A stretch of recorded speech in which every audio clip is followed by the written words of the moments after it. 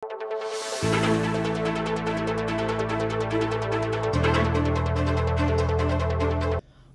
2003, anyang may diagnose yung ating diabetes ng 49 anyos sa Ijema Tulyao ng Bacolor, Pampanga. Karasan ng 2010, abalo ng masisira ng kayang batu, dapat pebora na mukha ini. Kung masyadong pinansin, bala ko, kaya mo, basta't nung nanong kaya mo. Kung ngening kaipin, ngening 2023, kaya ko na magkamali ko kasi bala ko okay mo itang babawalan ni doktor ka na ako, pero ako kinayan.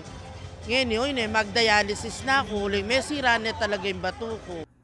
Siya ka ni Tulyao, uling liningapin kayang kabulasan at natik yan yung sinabi na kayang doktor. Bistaman magkakasakit ya, balaos siya pamurin kayang laban, bang akayabe ng maluwat din kayang pamilya. Anya naman ngeni, atin niya ka ng buring pawaga, karing kaya katamong kabalen. Nung nanay yung sasabihan na ni doktor, tamo, panualan tamo, at saka tamo mas siya sa buntok. Tamo po pasaway, kalupa ko, megi kong pasaway, na hanggang sabihan na ni doktor, kung makanini, ko gewa.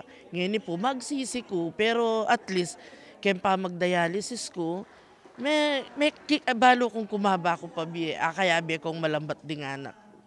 Metong yamay Tulyao ka rin 7 milyong katawa ating sakit kimbatu o itang awsad ng chronic kidney disease o CKD. Ang nakakabahala kasi dito, 10% lang ang diagnose. So meaning, yung 7 million is just 10%. For the pandemic, ang kidney disease as cause of death ay nasa number 6. No? Hindi na rin mababa yan. Actually, nasa top 10 na siya. Umakyat pa siya nitong 2021 sa top 4. So, paakyat siya.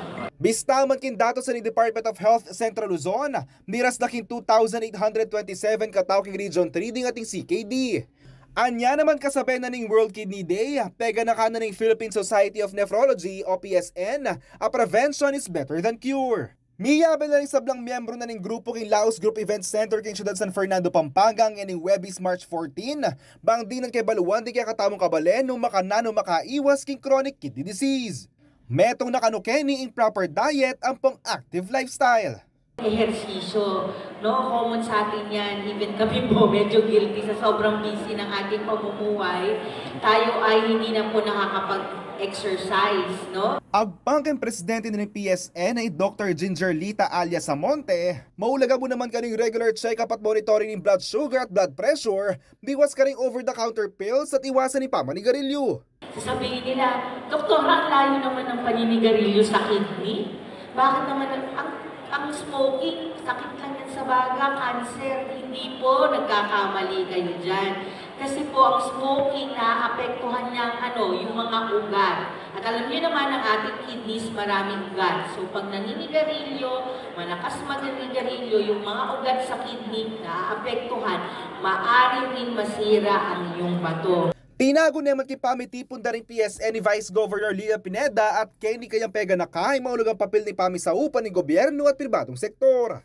So yung gagawan ni kay Capitol with the nephrologist, preventive na. Sana masagip, apigilan pa. Kasi ring existing, ala na So pan mo na lamang kayong dialysis na. Pero yung kailangan talaga preventive. Yakupin kaya kayong talasuyo JM De Jesus, ating pusong makabalen.